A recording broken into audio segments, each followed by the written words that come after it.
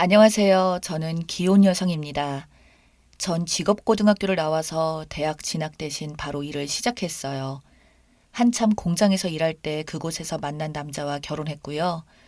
그곳 사람들이 왜 이렇게 한참 이쁘고 친구들 만날 나이에 애도 없는데 결혼을 하냐고 말렸지만 그냥 하루빨리 안정을 찾고 싶었어요. 제가 보육원 보호시설을 돌아가기엔 컸기 때문이에요. 저는 부모님이 없는 고아였습니다. 어느 정도 나이가 차니까 돈 몇 푼 쥐어주고 보호소를 나가라는 통보로 전 고시원에 살면서 고등학교를 다녔어요. 그때부터인지 정말 뼈에 사무치는 외로움이 뭔지 알겠더라고요. 제발 누가 내 곁에 있었으면 좋겠다. 먹고 사는 것보다 외로움 때문에 죽을 것 같아서 그렇게 빨리 결혼하게 되었습니다. 그게 제 인생의 실수였지만요. 연애할 때는 나밖에 없다. 열심히 일해서 좋은 가정 꾸리겠다고 약속한 그 남자는 혼인신고를 하자마자 돌변했어요. 주먹을 일삼는 건 기본이고 결혼을 하니 일하는 것도 때려치고 친구들이랑 술 마시고 밤늦게 들어왔고요. 그러다 월세까지 밀리고 보증금을 다 까먹고 나서야 남편은 정신을 차리더라고요. 이렇게 살면 안 되겠다고 일단 돈 모을 때까지 시댁에서 살자고 하는 겁니다. 저야 어쩔 수 있나요? 돈 없고 당장 살 곳도 없는데 시댁이고 뭐고 가릴 처지가 아니었습니다. 애초에 워낙 저를 아니 꼽게 보시고 부모 없고 천에 고아라서 면전에서 욕하는 시어머니는 저에게 문제가 아니었습니다. 당장 먹고 사는 거 앞날이 더 걱정이었으니까요. 저는 남편과 결혼하고 시댁에 들어가서 시집살이를 당하고 나서야 이 생각이 들더라고요. 내 팔자를 내가 꼬았구나. 고아로 자라서 사랑을 못 받으니 좋은 사람 나쁜 사람 구별 못하고 그저 사람이면 다 좋다고 졸졸 따라다니다가 결혼해서 시댁에서 개취급도 못 받는구나 라고 생각이 들었던 거죠. 그때부터 남편과 시어머니 몰래 제 통장에다가 돈을 모으기 시작했어요. 이 집안을 탈출해서 이혼하고 새 삶을 살아야겠다. 정말 정신 바짝 차리고 독립적으로 남한테 의지하지 말고 외로움을 친구 삼아 살자라고 생각했습니다. 그런데 일이 터졌어요. 시어머님이 저와 남편 몰래 노름을 하고 있었던 거였습니다. 시어머님이 어떻게 노름판에 들어가셨는지 모르겠지만 마이너스 통장에 그나마 하나 남았던 집까지 담보로 대출을 하다가 집이 법원에 넘어가 빨간 딱지가 붙고 난리가 난 겁니다. 돌아가신 시부께서 강원랜드에 온 재산을 탕진하고 알코올 중독으로 돌아가신 걸 알아서 시어머니가 그런 걸 하실 줄은 꿈에도 몰랐어요. 시어머니는 남편에게 돈 좀 있는 거 다 달라고 급한 불이라도 꺼야겠다라면서 돈을 달라고 하자 남편은 엄마 적당히 해. 그거 중독이야. 아, 나도 도박하고 나도 빚쟁이야. 마이너스 통장에 지금 빚에 허덕여서 못 내는 이자가 얼만데 이놈의 집구석은 부모가 도움도 안 되고 아 진짜 살기 싫다 라면서 막 화를 냈어요. 그래서 시모는 저한테 돈 모은 거 다 안다고 빨리 내놓으라고 내가 말 안 하려고 했는데 우리 몰래 돈 모으는 거 내가 모를 줄 알았냐면서 엄청 화를 내시더라고요. 참고 참았던 저는 폭발해버렸습니다.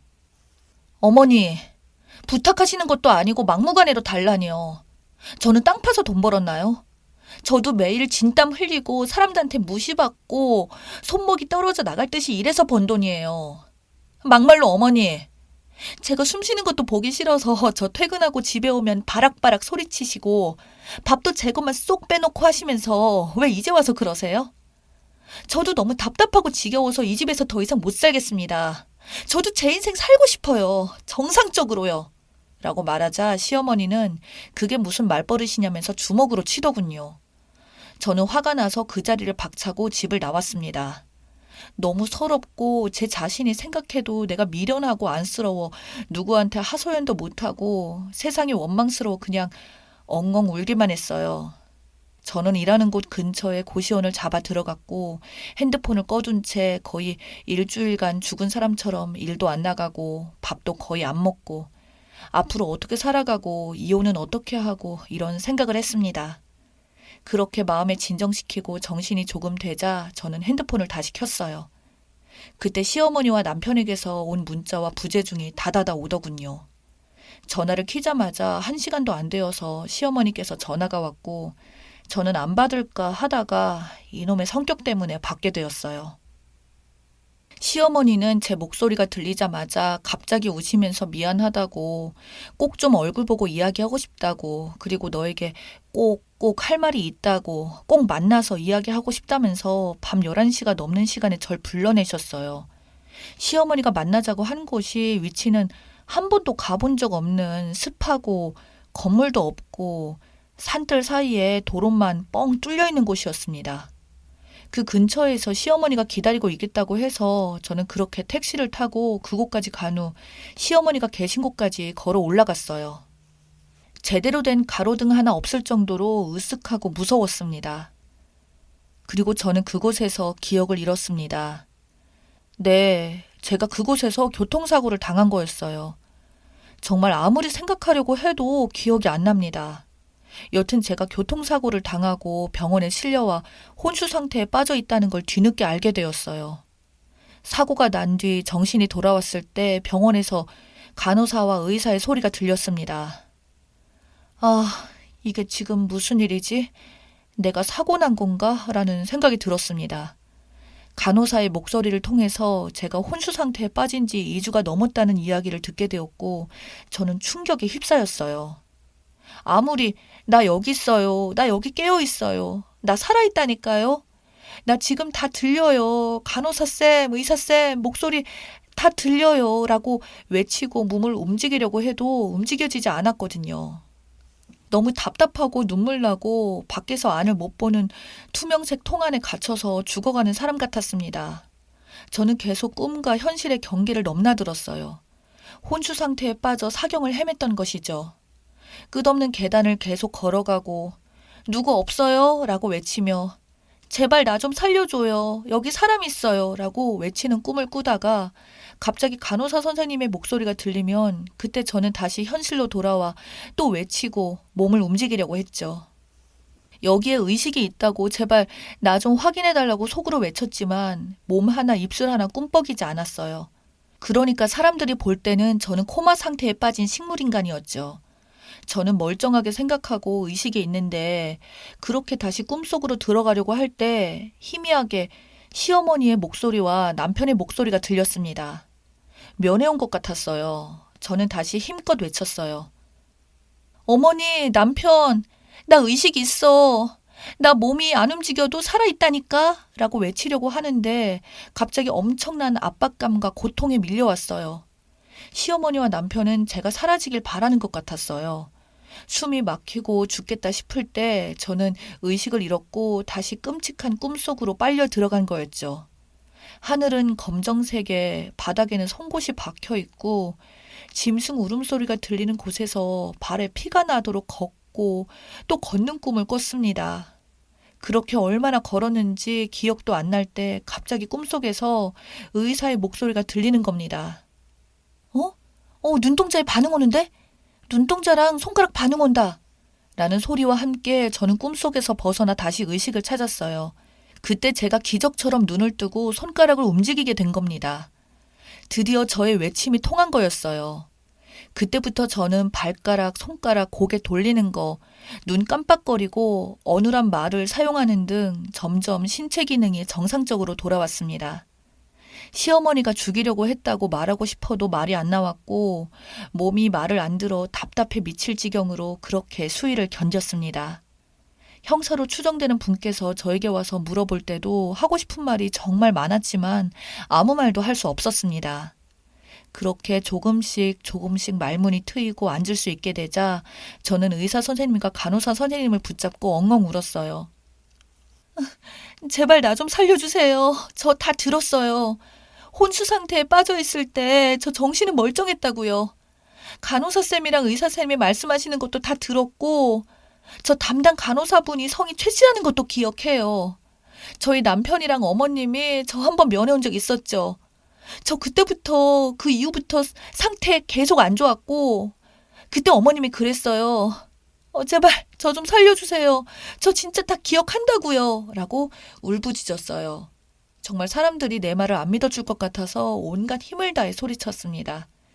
의사 선생님과 간호사 선생님은 진정하라고 이렇게 힘쓰다가 다시 몸 상태 안 좋아진다고 지금은 무리하면 절대 안 되는 상황이라고 하며 저를 진정시켰고 제가 진정이 되자 저는 너무나 충격적인 이야기를 듣고 말았습니다.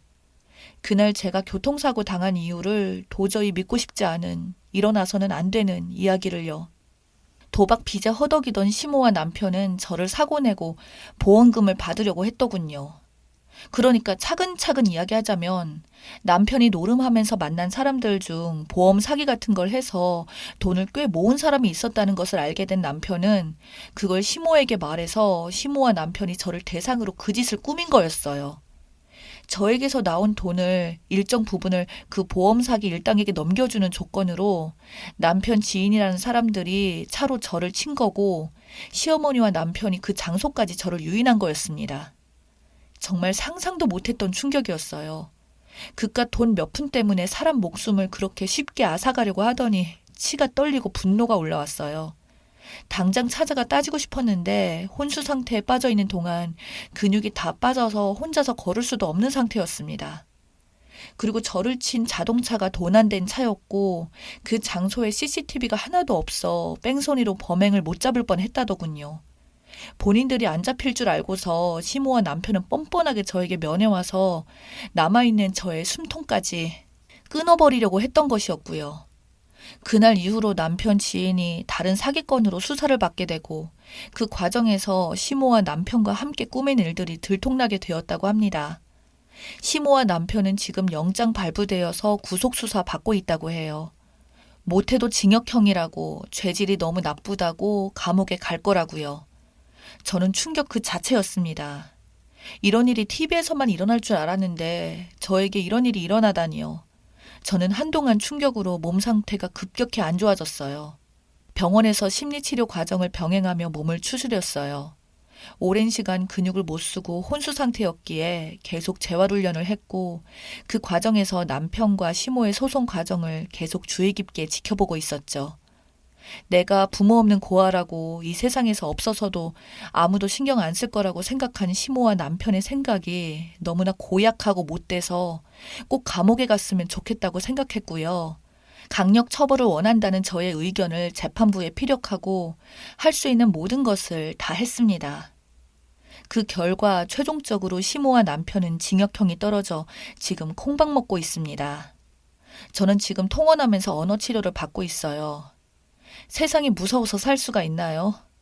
저는 직접 당해보니 정말 이제는 아무도 못 믿겠더라고요. 그냥 믿을 건 제 자신밖에 없다는 생각만 들었습니다.